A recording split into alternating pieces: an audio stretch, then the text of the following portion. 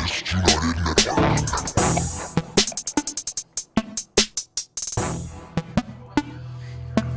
about to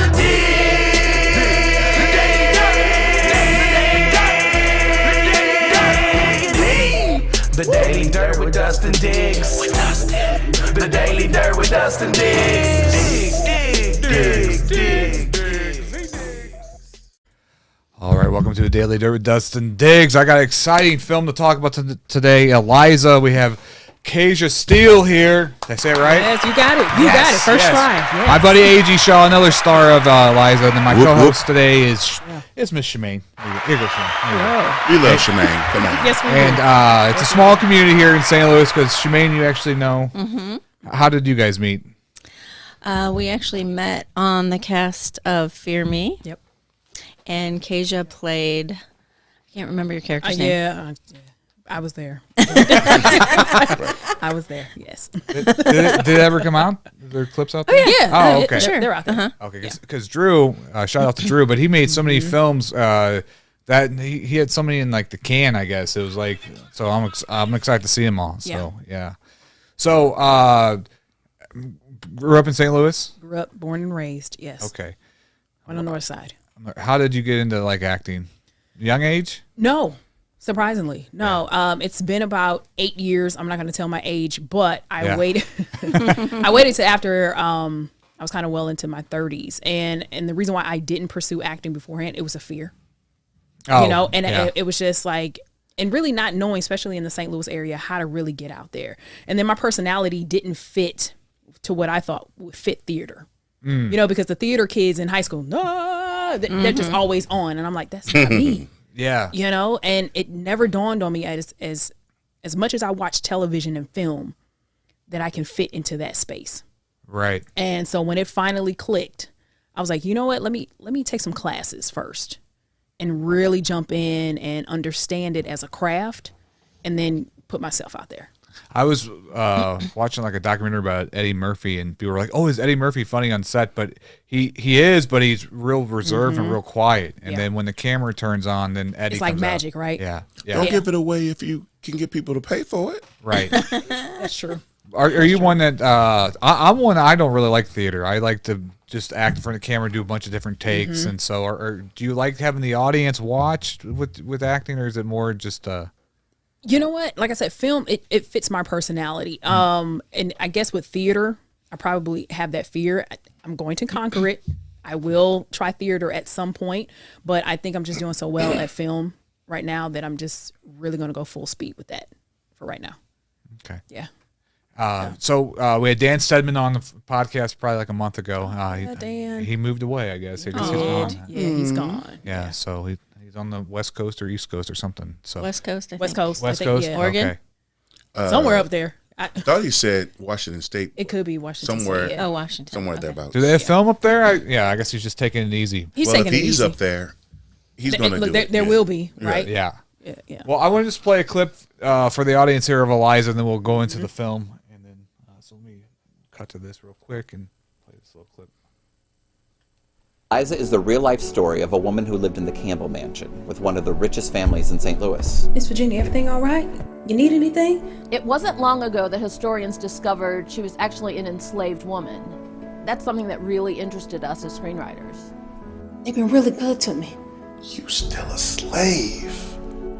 That property. Don't ever think that good is better than free. ELIZA has difficulty in speaking, but the poor little girl is haggard and fatigued from a day's work. Come now, come. Mother.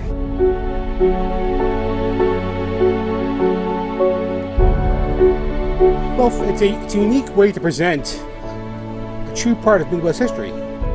I grew up, born and raised here in St. Louis, Missouri, and I never knew ELIZA's story until very recently.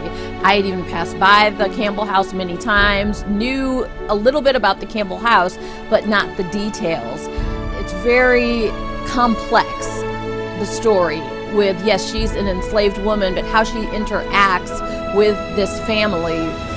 You must speak of your intention, ELIZA. Do you wish to be free? say it. Yes.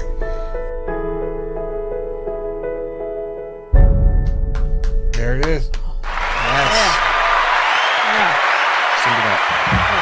Yeah. Oh, yeah. Dude. So is there a book written about her?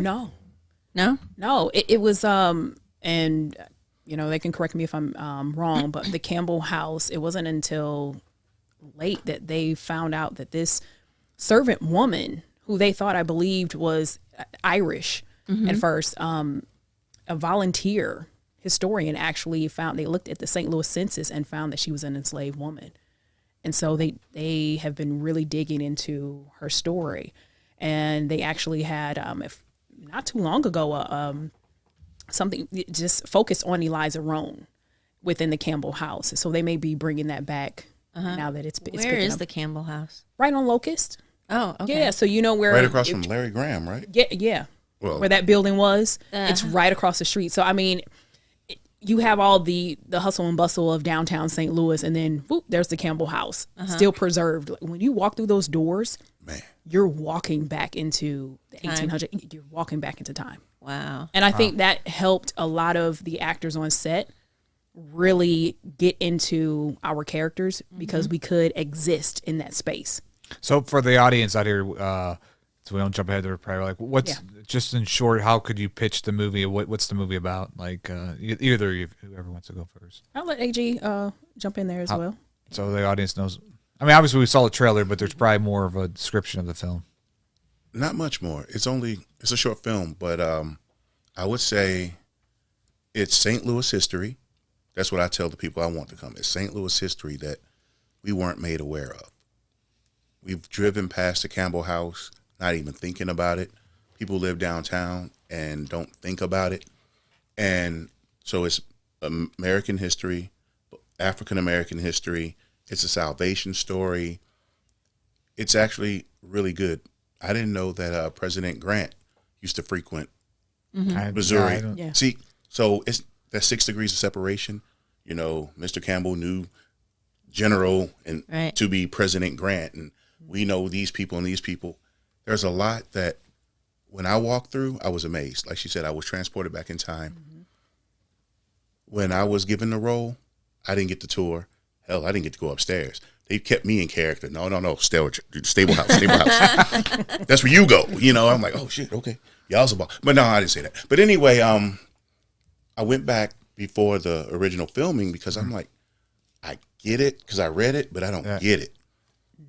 The way they restored this house is amazing. They even have a little place to show where the paint had faded and how they did all their science and brought it all back, original dishes, the whole nine. Wow. And I went by myself, and the tour lady treated it like it was a big tour.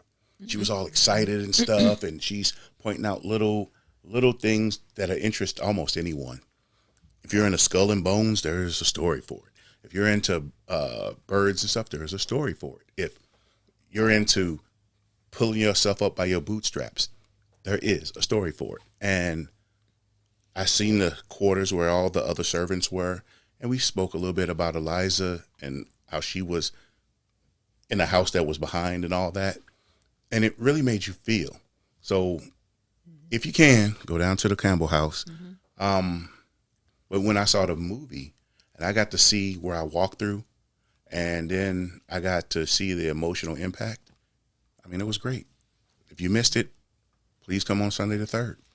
Yeah, I'm horrible with my history. So when the Civil War was going on, was St. Louis part of a North or South? Like, where did I think they were kind of in the middle, right? They weren't really. I don't think they were. I mean, technically, we're above the so-called Mason-Dixon line. But we were a slave state. But they were a slave state, but I don't think they were. I mean, really, Missouri is it's special. Historically, I mean that's the best small way but special. Yeah, you know? Small but special. You know, as an aside, nothing to do with a movie, but I looked it up. Our slogan, "Show Me State." Yeah, I think all the workers that migrated to other places, railroad and everything else, historically, Missourians were so dumb that when people had to tell them something, they go, show me. So it's not show me like, you know, prove your mettle. It's more like, run that by me one more time. I don't know. I'm not sure. So how did I know how you got involved with film, but how did this film, was this part of like his acting? Yeah. So part of Dan Stedman's, him creating this creative space, right? He offered classes. In turn, you know, you would pay for them, and as a student of those classes, when you paid, that helped fund what he was filming, you know, that weekend or whatnot. And so all he did was he posted a picture of this beautiful setting, table setting, and he said, "Hey, this next project I'm doing is going to be a period piece." That's all he said. And I was like, "Ooh, a period piece! I've never done one. I might want to jump into that." Yeah. I showed interest, as I always do with his projects. And then I get a call from him a couple of days later. And he said, Kazia, Delisa Richardson and I have been working on this short film entitled ELIZA. And we found out about her by working with the Campbell House Museum. And she and I both thought that you would be a great representation of playing ELIZA Roan. And he told me about it. And I was like, yeah, I'm down for that. And I'm a big history buff too. Like I love learning stories and things of that nature. And so what I did, I called the Campbell House and they let me come in on an odd day and they showed me every piece of that house. And they also showed me where she may not have been allowed and where her residence would have been in that house as well. So I wanted to get a feel for that before I even stepped foot on, you know, when we were filming. I wanted to really understand who she was and try to apply that prior to filming. So that's how I got involved with it. And then same with you. Mine was a little bit different. Because like I said, I did the tour after we had wrapped up and everything. So I was doing Dan's monthly acting classes or whatnot. And I signed up and I'm like, okay, in for a penny, in for a pound. Here's my money. And all he said was period piece. So I was a little concerned. I was like, Dan, you ain't gonna have me out in the field somewhere saying my name is Kuta Kinte or nothing. He's like, no. It was written by a black woman. We're just gonna I have a perfect role for you. You know, I'm not shining shoes and that. So he goes, you're gonna be the husband of the actual subject matter. You're gonna be Eliza's husband. It's a powerful piece. You can do this. I'm sure of it. I believe in you. I'm going to send you the script. So he did. I looked at it. Had a little concern because my part was written in vernacular. It was almost like that good time stuff. But so I called Dan back. I'm like, he goes, well, no, you can talk to Kazia, who I haven't met. So I looked her up on Facebook. I found her. I'm like, hey, we're going to do this. And I don't know you very well, but how are we going to do this? Because I have certain ideas about that period that aren't very popular. I don't think everyone sounded the way that we're mostly portrayed, especially if you're not first generation. I can understand first generation, you're speaking African dialect, you have to learn this stuff under pressure, and it's the broken English and you teach to your children. But for a person who's bought his way out of slavery, just like Frederick Douglass did, and you know he was very, very articulate. And for a woman who's spent most of her life serving a very prominent family and living in the big house, so to speak, and because you found a really eloquent letter written back and forth, I don't think these people sounded the way most of the big movies project. And when I discussed that with him, he told me to talk to Kazia. I didn't see Delisa at the time. They trusted me, and we went over our lines, and we came up with what we thought it would sound like. Yeah.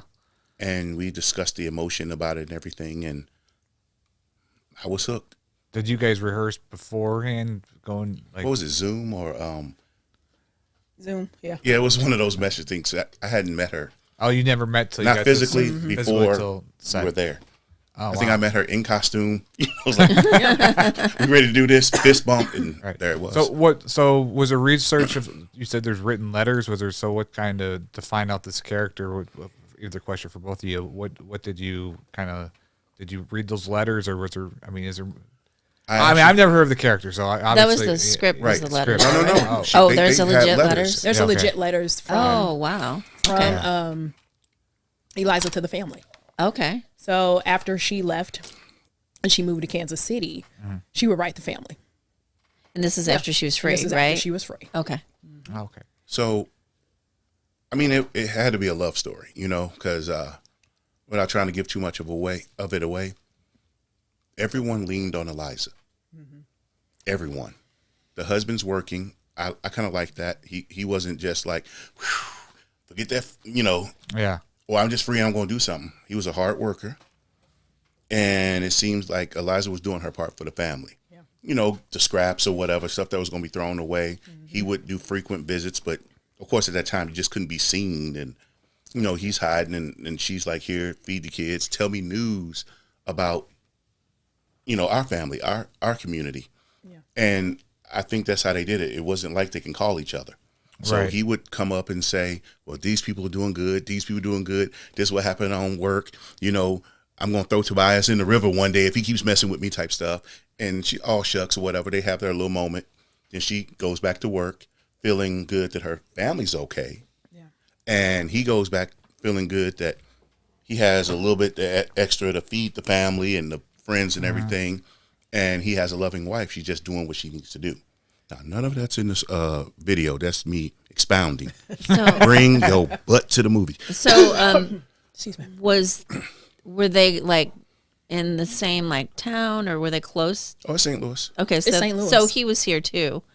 Okay, I just didn't know how far apart they were actually living. Considering we don't have MetroLink back then, he walked a little clip. I mean, yeah, I'm sure he did. You range where he was to the Campbell house. It's like, yeah, my man was hoofing it. But and then if you really think about it, even as a freed black man, I don't think you could just make a beeline into a good community. Hell, there's communities now that get it off. If I walk through, some security gonna be like, you live here? Yeah. So imagine, you know, like just still having to navigate.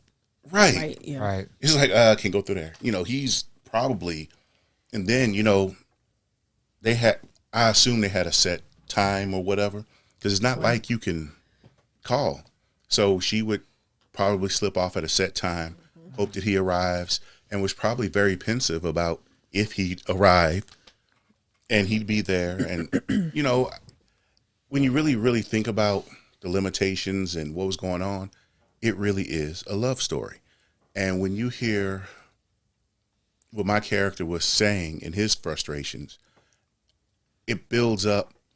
And when ELIZA says what she says at the end, I don't care how hardcore you are, how stoic you are, her last speech is going to reach into you and yank the feels right up through your eyeballs. I'm talking crying, snotting, drooling, want to go hug your babies. I mean, it was really, really nice. So well, that's what I've heard from people that watched it. That has a very powerful ending, and that the people in the audience at the St. Louis Filmmakers Showcase, shout out to them. It was the guys standing ovation. People were crying. Kind of talk about that reaction of the audience. Here's the thing: being in it, and having performed it, you don't know what the reaction is going to be. Right. And so, and even performing it, that's not the expectation. The expectation is to do a service of this character and play this person well. Right. And so, and I'll tell you, while I was sitting in the showcase, and I told you this, I don't think I was breathing. Like, I was white knuckled, hands to like just really focused. And I'm like, whew, I hope I did well. And it wasn't until the end when I saw everybody standing and I was like, oh, okay. Well, maybe this did something. Right. So again, like I said, that was never the expectation. It was just to do a job well and to do and be of service to ELIZA Roan and hopefully tell her story in the right way and in a truthful way. And I think that evening we found out, I think we all did. Yeah, we found out. I think we all did it. And kudos to my castmates who also did a phenomenal job as well. Well, I just want to show this picture right here, but Best Actress right there. Yeah. Look. Talk about surprise. No, really. Really? A surprise? Really? No, really. Because here's the thing.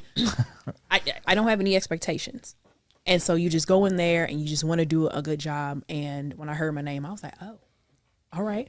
Yeah. I'm side-eyeing on this one, really. But Really. Come on, man. Everything you've been in, all the people who love you, it wasn't just family and friends, really. No, but I attribute that to just doing the work too. Right. Okay. Doing the work. Were you in other films in the Filmmaker Showcase? Let's see. Was I in some other ones? No, not to that capacity. I just I tell people I try to Samuel L. Jackson. This area. You know what I mean? You just show up, and I don't care if it's one line. I don't care if it's just me passing. I think AG's at that stature now. In you not just at the stature, but I'm ready. Yeah, you just show up and do the work. Right. And then that's what I try to tell creatives here in St. Louis. I'm here. Let's work. Well, it was great community because I know there's the Ali film that was in your guys' short Honorable. film. Honorable, yes. That was a great. I actually seen that film. That was a great film. I mean, there's so many great filmmakers in St. Louis. Yes. So we seen that one twice. We saw it at the Westport. Playhouse. Okay, you did. Okay, Yeah, good. That's where I saw it. Yeah. Good. And I loved it. Yes. That guy did such a good job with Muhammad. Oh, Zachary. Zach, yes. Awesome. Yes. And what's funny is it played at the same time. It did. So what's fun? I was trying to get everybody there. I'm like, oh man, don't be late. We're going to be the first one, because it was listed that way. We're the first one out the gates. Don't show up fashionably late because then you're going to be like, where you at? Right. So the gentleman got up there, and I don't know if they racked and stacked by expectations or not. I really don't. But he shuffled the deck. Mm-hmm. And there was, 5 films that day? Yeah, it was 5. So one of them was total art. It was, there weren't very many words in it, but I liked it because the filmography was nice. The lighting, the colors and everything. It was something about somebody with a BB gun and a dead bird, I believe. Yeah. But it was total art. It left you appreciating it, but trying to figure out the symbolism. Yeah, like what went on here. Yep. Total art. So that one had everybody like. That's exactly how I felt. Yeah, I was like, all did. I mean, it was exactly it was like a collective brain. Like, yeah, I like it, but what did I just see? Yeah, so, exactly. And then there was, I don't know, was it a spy one? It was there was one that with the gun and it dealt with trafficking. No, not that one. Yeah, and then there's another one. Homelessness and the homelessness one. It was a little stark because I was sitting next to a man with his young daughters, and I was like, yeah, my nieces were in attendance. Because Pretty Boy was very stark, very well done, but I wasn't ready, because I'm like, oh, we're doing all this, and that was art, and this one was. It was sort of like a spy thing, your son, he hacked into, and they had all this and all this dialogue and the little laser pointers, and I'm like, oh, it's cool, and a little horrific at the end because something happened, and like, duh, I'm like, oh, all right, cool. Then Pretty Boy happened, and I was like, oh, not my daughters, but I'm like, So I was like, oh man, yeah. So then ours came up, and I was breathing, but my heart was. I'm like, because Dan didn't let me see it. Yeah, normally, he wouldn't let any of us see it. Yeah. Normally, you get your little clip afterwards so you can say, hey, I'm out here doing this. Yeah. So I'm like, Dad, I didn't get my clip. And you're not going to, AG. Yeah, Dan intentionally held on to that. No one saw it. We had to pay our money. We had to show up. We didn't know. He just said, you're good, you're good. That's what he kept reassuring us. He was like, trust me. He just kept saying, trust me. You did very well. And I'm like, and I sat up front because I thought it was going to be a panel that day, and I had my little camera, and I was going to, like Moab. Yeah. So, and I didn't want to sit next to too many people in the back because I didn't want them ribbing me if it was messed up, Right. You didn't want to see people stand up and walk out. I know, you got right. Yeah. So I'm front row center.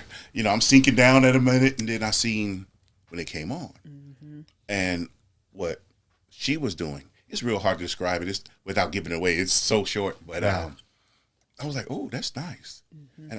And I'm like, and I like the way Dan put his little LUTs over it. It made it look. And then I was like, they got to touch the furniture? Because when I walked through, everything was gated off and everything was just so. I'm like, they're actually interacting with the furniture. They're touching stuff. Dan is a magician because the Campbell house has to really trust him because they were really interacting with this stuff. Yeah. Right. And I'm like, oh, wow. So I sit up a little bit. I'm like, because I didn't break anything. So I'm like this. And I'm seeing the whole thing, and it's great. And then my scene happened, and I slunk back down in my seat just in case. Yeah. Nobody know me. Yeah, I'm not going to hide. He can't hide. He can't hide. No. But it was really nice, and I appreciate Dan Stedman, just like I appreciate you. Because I always give you your flowers. Without Artists United, I wouldn't have been at Moam Fest. I wouldn't have met Dan. I wouldn't have done what I needed to do, and I wouldn't have been in here, and I wouldn't have met Wonder Woman here. So I appreciate you all for putting up with my ups and downs and my personal idiosyncrasies, but I do love being in front of the camera almost as much as being behind it. Yeah. Mm-hmm. Well, it's fun. It's fun to play, being character. And so is there a certain process that you do to get into character? I mean, are you kind of... I'm sure you're not method. I'm sure you didn't go home as ELIZA. No, I'm not method. Yeah. I can turn that on and off. Like I don't have to do that. Like I said, what also helped was stepping into the house. Yeah. And being present and being in that moment. And for that scene, that in the end, I used music to get me there. So I was listening to like Mississippi Mass Choir, like old Negro spirituals, like stuff that really evoked emotion, especially with what was being sung about back then. And I just played those over and over and over until Dan called me to set. And as soon as I got there and he said action, it was when I was saying the words. Like it's different from rehearsing the lines with yourself, and you know this. Yeah. You're at home, you're rehearsing it. Okay. Now you're on set. Now you're this person. Now you're in front of these characters and hearing what is coming out of your mouth. That got me emotional. Right? And then there's a mixture of with being ELIZA, it's a mixture of fear. It's also just a mixture of being confident. And it was all of that was playing into itself. And I just let it go. And then what you saw in that performance in the end is all of that together. And I just let it go. And I think Dan made me do that one additional time. And he was like, we're done. We don't need to go there anymore. Yeah, he does that too. The other actors started crying. And that wasn't the reaction that they had. No, they were like, whoa, Cage, we don't even have to act. Like, we listened to what you were saying. Yeah. And it just came out of us. Wow. So that's, yeah. So like I said, it just helped being in that space. And really, and like I said, I use music as a tool for anything to get me in that headspace. Yeah. So did you and the other actors rehearse at all other than you two? No. Or just that day? And that day, Dan kept me away from everybody. Right. He was like, I'm not talking to you. I need you in that space. And everybody else understood that too. They were like, okay, we're just going to stay away from Kazia. And then when he brought me on, he was like, this is the only time we've interacted. Yeah. Wow. Yeah. Dan has his way. He does. Yeah. I showed up, he handed me my costume, and just because other people were in the area, and I didn't know, really, I knew no one. So you hadn't met? Because you guys seem really close. Like when I went to watch the film, I was like, yeah, you all seem very like family, like real close. Oh, she had a dagger on you. I know I'm supposed to be my wife, but you touched me the wrong way. Shake, shake, shake. No, but no, really, it was like I show up, and he has the signs to say, and I couldn't get in at first, and I'm like, don't make me late, and I get in, and I have my wardrobe, it had my name on it. I go put it on, and it's all dusty, and I'm smacking dirt off of it because and Dan does all of this stuff himself. He's very particular about things. So I'm putting on this stuff and got my little Harry Potter wizarding hat on. That's what it looked like to me. And I'm walking around in these big dirty galoshes, so I have to duck walk. Yeah. And I'm nervous. I'm going over my lines. And a couple, not her, but a couple other people, you're going to do fine. I'm like, I don't know you, lady. Get away from me. I'm nervous. Right. And I think Meg as Davis, I know her now, she goes, oh, and I'm playing, I'm like, you're the one who was supposed to slap me? Lady, look. And, it was funny because I'm trying to break my own tension. And Meg's such a small person. And I was sitting down. And I stand up. It was like John Coffey. So I still hadn't met Kazia, and I'm sitting here like, okay, I know she's not going to improv and throw me off because she's going to say this. Right. Yeah. But I'm like, okay, this is not on screen. I'm actually got to interact with her. Now I got to have the effects of somebody that's somewhere he's not supposed to be, but he's with someone he loves. And because I hadn't met the actress, you know, it's like no touching without consent. Consent's not in the thing. You know, I don't know if so our hug, I'm like, okay, I don't know if she's going to give me the church hug with the, you know, the shoulder block, or is she actually going to hug Talk about me? that side hug. Yeah. The side hug. Yeah, I get those a lot. We didn't rehearse together. So I'm like, when we greeted each other and she's happy to see me, and I don't know if I'm going to get the shoulder and the sternum, if I'm going to get the, you know, but, you know, she hugged me and we're doing our lines, and I'm like, oh, this is coming together. Yeah. And the little glimpses and everything. And Dan's over here just smug as hell, like, I knew this. And we didn't do too many takes. We did the different angles. Yeah. Yeah. But after that, he was like, AG, you're done. Put your stuff up and leave. Damn. It's like, put the money on a dresser already. But, you know, I'm like, okay, I don't know if it's going to be done. Maybe I could have done it better. Maybe we could have do it 2 more times. He goes, bye. So I take my stuff off and didn't get to see it. And I had to wait, and I'm all nervous, and the rest is history. Yeah. He was telling me on the podcast he likes to get the actors out of there. So he doesn't, you know, he doesn't like having people, because he used to be an extra, so have people wait around or whatever. He's always proficient about people coming on, doing their thing, and getting out of the way. Getting out of the way, yeah. Yep. So, I wish other directors were like that. Not you. I'm not talking about you. That wasn't towards you. Look, but I already know. I already know. Yeah. I'm with you on that too. But I'm sad that he left, because by Moen Fest, when I just met him, I think I had 4 sessions with him. And one of them I missed because I had to be somewhere else. So I think that was the woman preacher. Yes. So I wasn't in that one. But I was in a short one dancing in the video for that group. Yeah. And he did outtakes that he put in the women preacher. So technically, I'm kind of in it, but you won't see me in the congregation, but I was there, you know. It's really odd, because he's like, well, AG, packing it up now. You're doing what? He goes, I've been here 10 years. I'm like, yeah, but I only met you a couple of months ago. You know, I know, I'm brokenhearted. And we're doing all this great stuff. That's why I say wherever he lands, he's going to write stories. And if they are not filming there, they will be. They will be. Yeah. Yeah. He'll create a space. Yeah, I obviously was going through something, and I had wanted so bad to take that class, and then I was like, okay, I'm on my mend, I can do it, and then he's like, I'm leaving. I'm like, wait, what? Oh, man. Just dropped it on you. I'm out. I'm like, where you going? You know, and the whole cast feels that way, and I feel that way, and I hadn't spent 10 years with him. Yeah. So everyone else, we're clamoring, getting phone numbers, like, you'll go call me all you baby, you know, and we're like, okay, let's do something together. But he was that adhesive, you know. I don't know how he got some of the places we filmed in. He just knows people. He does things. Dan has a way. You know, he just has a way, and he makes a way. And he's always been that way. So, yeah. So in the absence of Dan, anybody making films out there, A.G. Shaw, I am available. Yeah, Shemaine Barbati. I know, Kazia Steele. I'm putting in my bid. Thank you.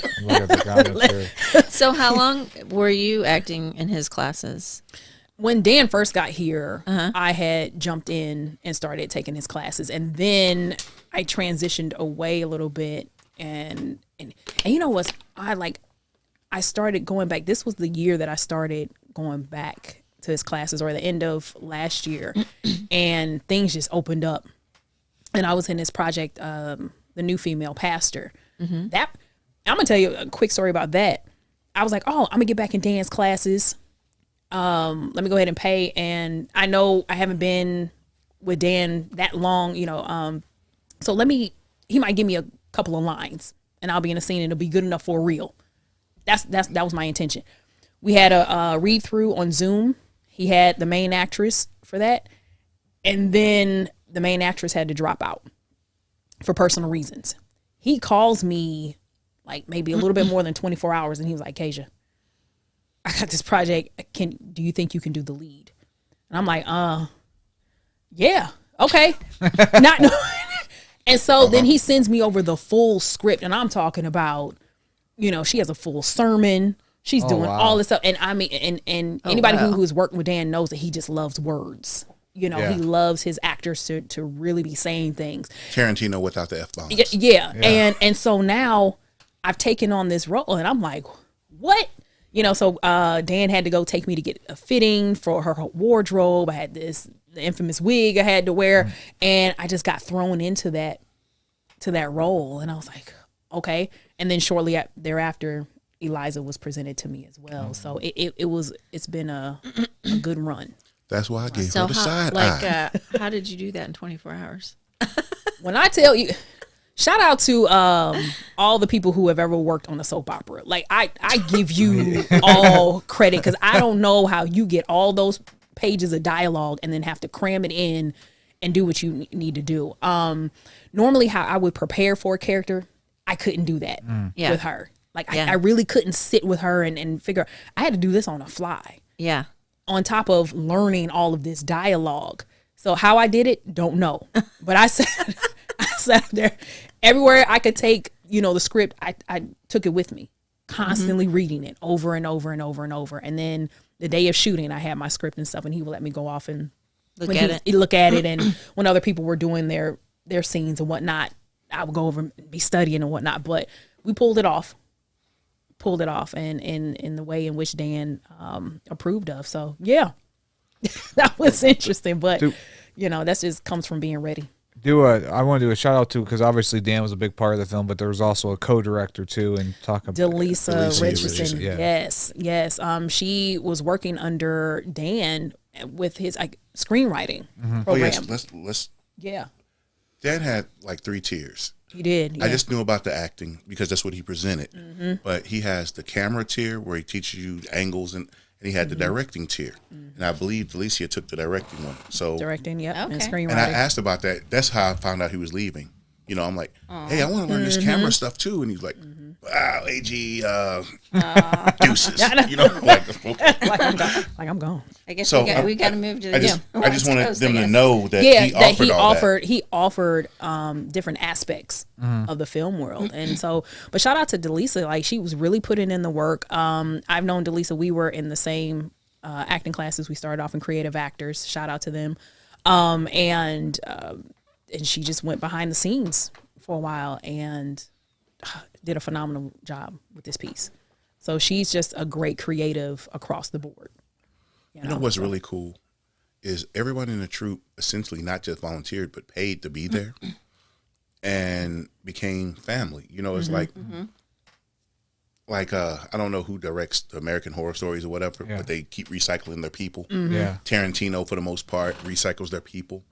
And even we at AUN, I always use my friends first. Yeah. But, you know, it's cool because it's like these people paid and didn't have a problem doing so and didn't question where the money was going. It was like, let's do something great and recycle the people. And then, you know, he had to figure out who was going to be and who was not going to be by when the money came in.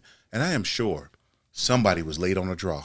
Here's my money, you know, maybe a week or 2 out or something. Because I don't think he had deadlines. He just said, this is what we're going to do. And he always seemed to have found a role for someone because the promise was you get your clips. So can you imagine all the planning, all the wardrobing, the locations and everything, and then here comes this late person in and you have to give them something. So not just, I'm in the background doing this. I mean, give them something so if they were going to present, he'll give you a line or two. Oh, and even on what else, take it back. And what else I think is more amazing is he has social commentary, which is funny. Like with the woman preacher, I wasn't in it. She can talk about that, but we did the little dance thing, and it seems to be his stab at the man, so to speak. You know, so the dance thing was, in my imagining, right-winged, very rich men with liberal-minded women. And we had our dances and the conversations, and it was always like you could see where the two paths, because the women want a man with means, and the man is a man, and most of the dialogue worked around that. And I'm like, wow. And then the woman preacher, then the 70s Hardy Boys thing. So he doesn't like preach at you and throw it in your face, but it's there. And he'll be missed. Oh yeah. Vicky said a nice comment about you guys. Two beautiful professionals. Oh, Maybe Vicky. She might have just been talking about me. I and you, know Kazia. Vicky. Right. Vicky is my people. Yeah. We go back some ways too. Yeah. Well, that's tough what you're saying to find a role, because imagine if we made a film like ELIZA, A.G, and we would have to find a role for Keenan at the film like that. I mean, what? I mean, Ooh. you have to write something for Keenan. Well, he wouldn't say what you wrote, but I love you, Keenan, but you know. So I don't know. He said what he wrote when the last one, though. I was kind of proud of him. yeah, he did. He did a good job. So what other projects do you have coming up? Anything? Yeah, I'm so I've just been working with local creatives here as well. I don't know if I can speak on them right now because they're not done. Oh, okay. But yeah, opportunities have been presenting themselves, and so I'm staying booked. Well, that's good. You know, that's a good thing. Yeah. Right. So yeah. Any future plans? I don't know how old you are, but we never took the leap. I know Dan took the leap to go to LA. He had a great story when he was on the podcast. I mean, is that something, people have been telling me like KJ, you have to go. Yeah.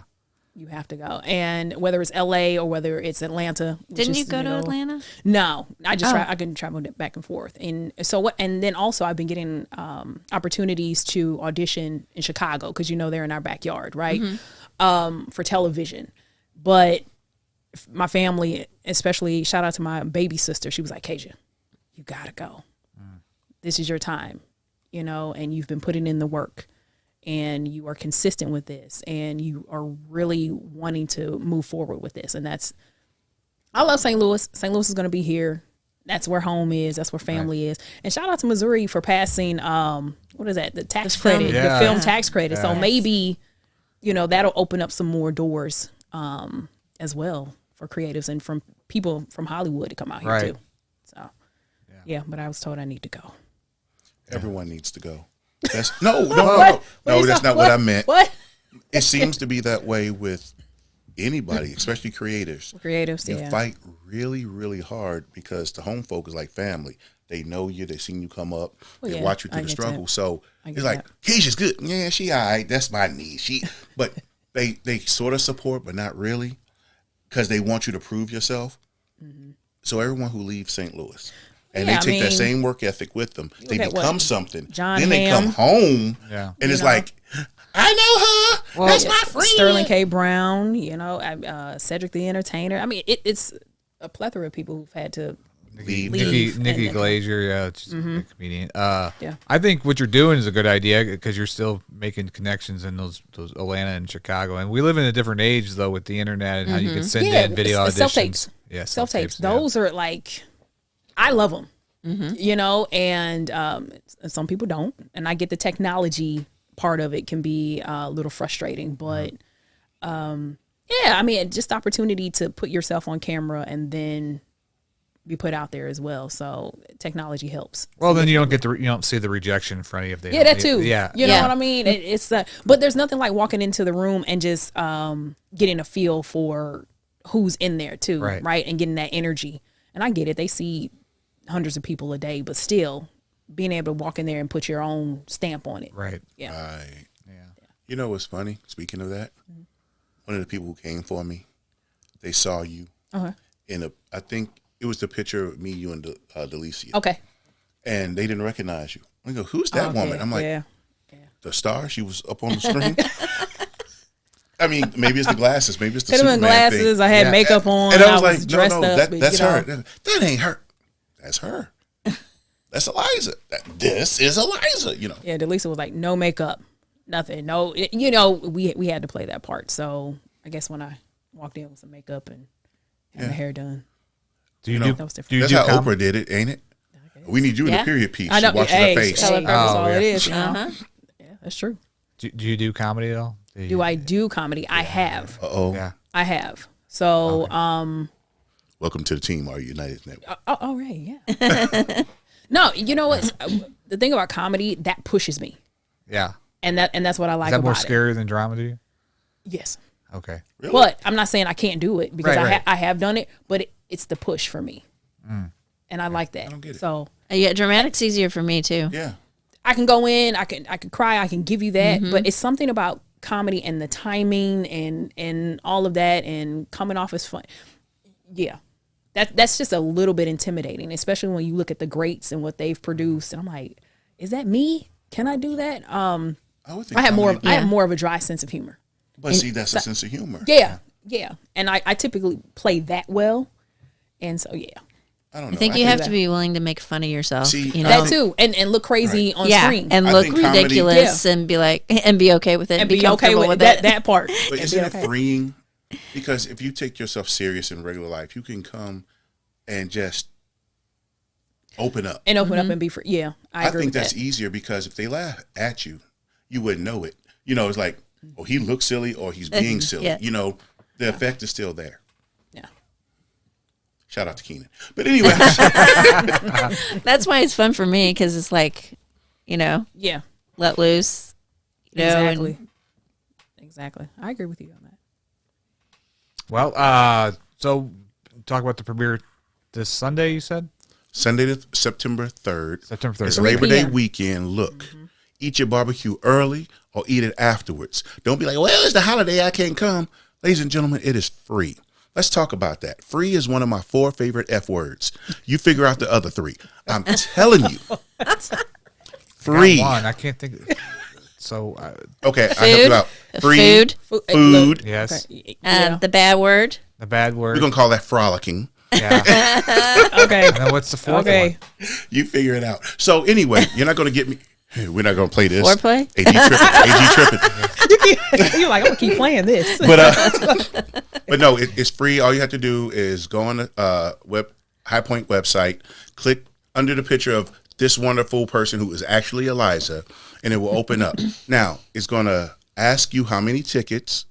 You're going to fill out stuff, and, you know, just like you fill out anything else, there's no credit card information or anything else. No. They will ask you if you would like to make a donation. You don't have to. There's no one keeping tallies if you're cheap or not. Just go ahead and do it.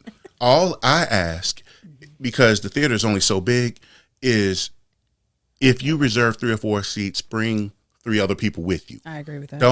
Don't say I'm bringing the whole family and then you show up or don't show up, because that's opportunities other people will miss. I'm in this and I'm not going to play humble because I've seen it now and I'm not so nervous anymore. Man, I was good. I was really good. He's really good in it. And I want my people to see it. So if you didn't want to pay the $15, somebody came into town. Hey, if you were just cheap and think I wasn't worth it, baby boy, baby girl, I should be worth free.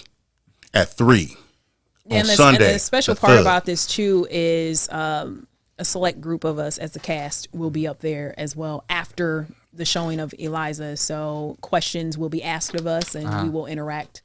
You know, I guess with the moderator, or I don't know if they're taking questions from the audience or not, but we will be available for questions after the screening. But you heard it here first on Artists United Network. Yes. Daily Dirt with Dustin Diggs. He got his questions in. Oh, we're gonna go. Voiceover, all right. We'll be there. I'll be there to see it because I didn't get a chance that. to see the last one. So, Shemaine saw it. What's your thoughts? I thought it was really good. I thought both of you were amazing. Thank you. Mm-hmm. So, I'm biased though because you know were both my favorite, obviously. But I know you're telling the truth. So Wow. But I I'm know humble, but Shemaine, my girl. I always tell the truth. Yeah, she does. well, I don't think she'll let you know. it's not being cocky if, like you said with that last scene, that you put everything out. You're vulnerable. You put your whole self out there. If you did that to yourself, I mean, obviously you know that's you put everything on the table. So I mean, you know it has to be good. You know, it's not being cocky saying that. Yeah. I request an audience cam. I know it's probably not possible, but I am telling you, it pulled all the emotion out of me. I'm sitting there like, man, there's onions. Some of my eyes. I had people I hadn't heard from in a while. They reached out to me. For you. Yeah, and they were like, they had emailed me and stuff. Yeah, I when the lights came on, everybody, you know, they were grabbing me, and my mom actually reached over and grabbed me, you know, after that scene. Man, she didn't say anything, and I didn't know what she was going to say. And she just grabbed me, and I was like, yeah, I got mama's approval. Yeah. You know, so I love it. I mean, check mascara after her scene. I'm telling you. You said check mascara. Dudes, bring that kerchief. There's going to be a lot of dust particles in the sky. I'm telling you, it was really, it's a period piece, but it ain't about slavery. It's a period piece. Nobody drops M-bombs. It's a period piece that doesn't really beat you in the head about the slave condition. It beats you in the head about this woman's emotional condition. Because she's property, but honestly, and she knows it, but her heart's telling her something too. That's about as deep as I can get, because if I keep talking, don't spoil it. Yeah, don't spoil it. But no, I will say, just being provided the opportunity to be a vessel to tell her story in this creative space, that to me, I just wanted to do her justice. For someone who wouldn't normally have had a voice, we were able to give her one. So that's what I loved about it. Awesome. Yeah. Well, anything else? Anybody else want to say anything else about the thing? No? All right. Well, thank you for being on the podcast. Thank you. Yeah. This is my first time. So first time on a podcast? Yes, that and being on your show. Seriously? So, wow. Yeah. Podcast ever? Yeah. Well, you're going to be spoiled, because I don't know if they're as good as this one. All right. I'm telling you, this is nice. I think I'm spoiled. Yeah. So. Thank you guys for watching The Daily Dirt with Dustin. Check out the new website, artistunitednetwork.com, and we will see you guys again tomorrow. Thank you for watching. Yay.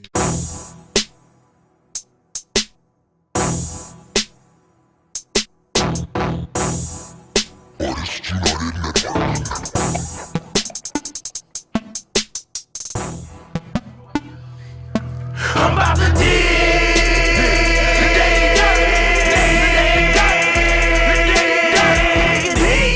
The Daily Dirt with Dustin Diggs. The Daily Dirt with Dustin Diggs. Diggs.